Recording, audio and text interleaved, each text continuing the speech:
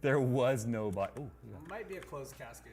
Anyway, so if this sort of shows you anything, it's that we do not need to have high-end hardware to start entertaining people. If you guys want to live stream and you've got hardware that's $120 CPU, I mean, this is not a cheap GPU, but as it's not the super high-end anyway, you can see we're not utilizing our full GPU when we start limiting things to like 60 FPS and whatnot. So even going with like a 1660 Ti, you'd probably get very comparable results to what we're seeing right now, and it still uses the same encoder. Now, one of the reasons why I say you don't want to build a standalone streaming machine is because any of the money that you've taken to build a second computer, especially I've seen people say, I'm gonna build 2 new computers right now, a gaming machine and a streaming machine.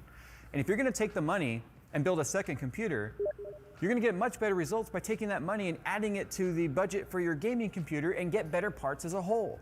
Then you're not dealing with any of the latency that can come from capture cards, you're not dealing with the setup issues.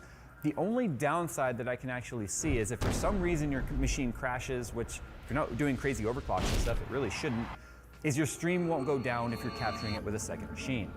But the setup complications of capturing all of your audio and your voice chats and all that sort of stuff and having to have everything run through the same HDMI cable in terms of audio and then having it split, that way this will hear everything, is just a complete pain in the ass versus just setting up your stuff right.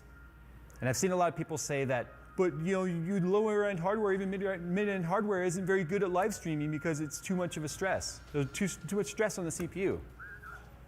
$120 CPU, guys. This is a system that you could build for around $1,000-ish. It's not crazy.